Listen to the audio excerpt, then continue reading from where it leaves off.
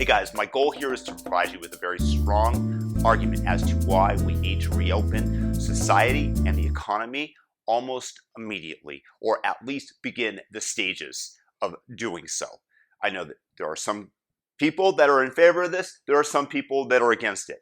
My challenge to you who are watching is after I'm done, after you've listened to the arguments, that you can insert a comment in the comment section and let me know how exactly I'm wrong. Or maybe I've swayed you and you agree with me, or you did so all along. But let me know what you guys think.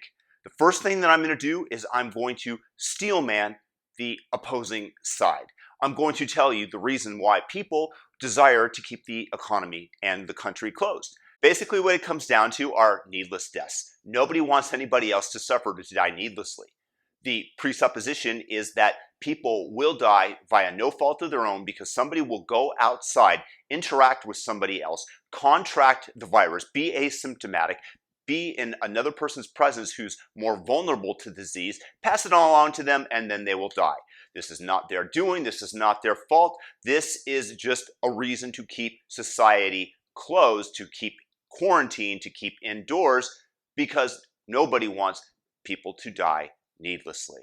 I'm going to see your death and I'm going to raise you 130 million deaths. 130 million deaths is the number that the UN is estimating that might take place out of starvation because of disruptions to a fragile supply chain of food going abroad through the country. You already see it happening. You already see farmers that are plowing the milk into the fields that they've produced because they've got no way to get it to market. Vegetables that are being used as fertilizer also because there's no way to pick them, no way to get them to market.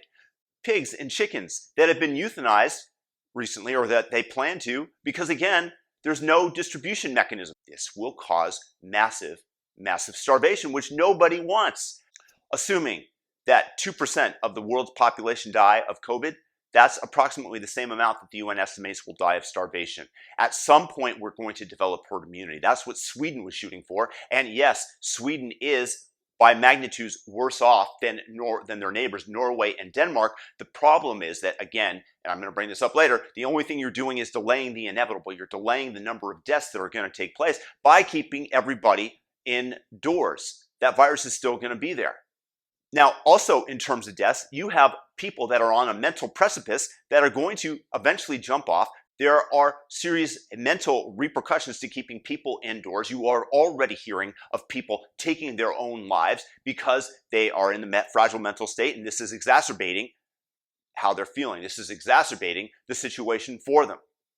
Then you have all the businesses that are going under. All these businesses that have worked themselves and created jobs for people over the last several decades that have no way to pay their bills. Then you have all their employees that are mad because the government instituted $600 a month weekly stipends in addition to unemployment checks. Employees are now angry that they're on payroll versus living off the government dole. They are mad that they're being employed versus the excess money that they would get from being unemployed. This, of course, are perverse incentives that the government offers, and I believe it's intentional because if you divide the $600 by 40, you get $15 an hour. 40-hour work week into the $600 extra that they're getting on top of the unemployment check, that's $15 an hour, the quote-unquote living wage. And I don't believe that this is unintentional. These are absolutely perverse incentives that the government has instituted. So where does this money come from? This money comes from printing excess money. The government is right now printing trillions and trillions of dollars, literally. If you were to print in $100 bills, $6 trillion, which is what the estimate of what the government is going to be distributing to people in the United States altogether, that would take over a year of printing presses. The printing press is currently enabled to go non-stop to print $6 trillion. Of course, we're now digitizing it. The money has lost a tremendous amount of its meaning and will continue to because you are just creating inflation. When I exchange goods and services to you in exchange for dollars, that is what the dollar is worth. What I can get in exchange for it in terms of goods, services. Now, when you print, let's say everybody gets $5 million in the bank account. I'm rich, I've got $5 million. No, you're not rich because everybody else has it. So you're competing for the same commodities against people, and the money has no value. So people just bid up the prices until they have risen the same amount of the infusion of the new money supply into the system. The same percentage that you infuse into the system is theoretically how high the price of these goods will rise. So the money is just raising the sea level. It's raising the water level being the prices. That's all you're doing eventually. And the only reason that the United States right now can get away with it is because we are the world's reserve currency and people have a tremendous amount of faith in the dollar. That is going to be eroded. Bitcoin and all the other foreign governments that are doing the same thing. Bitcoin, which has a fixed supply, has a greater likelihood right now of taking over as the world's reserve currency. It's a little bit hard to deal with. It can be stolen. There are reasons against it, but nevertheless, that percentage chance that it does increased fairly exponentially. Then you have the erosion of your civil rights, which are protected by the blessed Constitution of the United States. These rights have been unearthed over eons of civilization, and they act as the bedrock for our society, for our democracy. And right now they are being taken away by governors who love to have that power. They just love to exercise power over others. If you take a look at the governor in Michigan right now, she's decrying the protests. She's decrying, and their media is on their side. They're trying to make these people out to be Nazis. They take one person who is waving some Confederate Nazi flag that obviously nobody agrees with and trying to paint with that brush all the protesters. And it is a sickening display of power, and the media is acquiescing. The Michigan governor doesn't even allow you to purchase seeds that you can plant in your garden in order to be self-sufficient during this time. Let's say that there was an extended lockdown. Wouldn't you desire to be able to go outside to your garden and harvest those vegetables? Another thing that she's made illegal is to sell building supplies. So during this time, maybe you can spend that time fixing up your house, something that is economically productive for you, for your neighborhood. As you raise the level of your house, so you raise the price of the neighbor's house, of what people are actually willing to pay because you're living in a nicer neighborhood. But of course, that's illegal because that's non-essential. That's not an essential item that needs to be sold by the stores. You know what is? What is essential right now? Liquor and marijuana.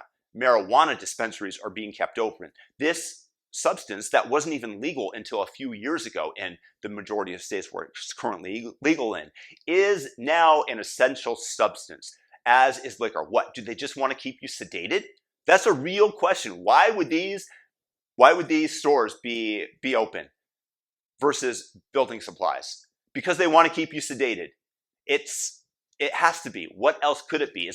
But isn't it just a little bit suspect that something that wasn't even legal a few years ago now is now considered to be critical infrastructure? Something is rotten in the state of Denmark. And continuing with the erosion of our rights, freedom of speech. Imagine that you can't go out into the town square because you are being quarantined. So in today's modern technological age, you have the ability to shout your opinion in the public square, which is now YouTube, Facebook, Twitter. All these mega social media companies are acting as the de facto meeting ground for people.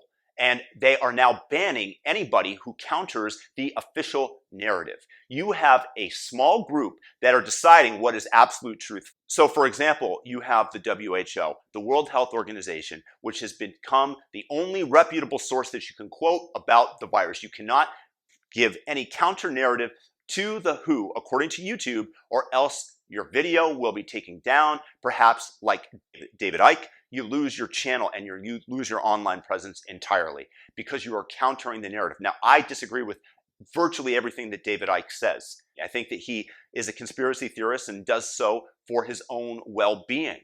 But nevertheless, I want his voice to be heard because it's the marketplace of ideas. And how you sift through that, it's like the same thing as I said, sifting through for gold in a pan. You know, you pan for gold in the 1849 when gold was discovered in California. And you're left over with little ingots after you sift away all the sediment. And this is the same way that we uncover truth and ideas. Because if you would listen to the WHO originally, you would have been drenched in the narrative that it likely isn't transmissible person to person, which is what they found from China. China. This will re-enter the conversation. The WHO doesn't recognize Taiwan. So if you are to recognize Taiwan as a country, then perhaps you are in violation of YouTube's terms and service because the WHO doesn't recognize Taiwan. There was a famous video, I'm not going to show it, where the doctor, when questioned about Taiwan from somebody in Hong Kong, basically denied hearing the question when the question was repeated, talked about China, and then hung up the phone. It's pathetic. It's a Chinese mouthpiece. The WHO also decried the travel ban on China, which is really interesting considering the fact that China decided to quarantine Wuhan and not allow flights from Wuhan into Shanghai or Beijing. It's very, very suspect to me. The WHO also stated that masks were going to be ineffective in terms of preventing the transmission of the disease. Many biologists countered this narrative immediately.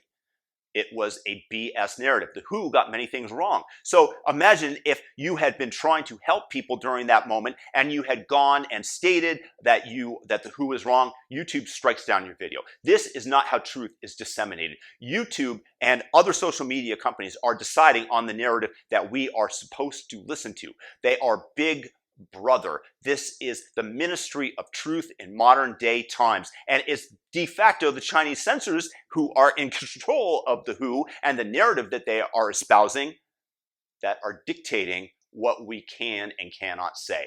And this is a very sad state of affairs for me as a free speech advocate of the highest order.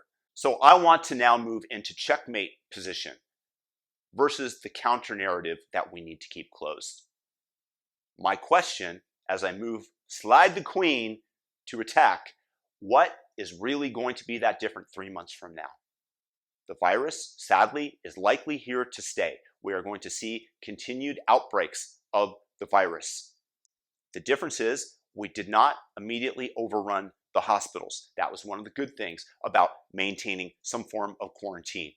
We also learned more about the virus and how to treat it. There are treatments that seem to have had some effect in countering the virus. We're slightly closer to a vaccine, but if you take a look, again, I mentioned this earlier, but if you take a look at Sweden, yes, they were hit worse than Norway and Denmark.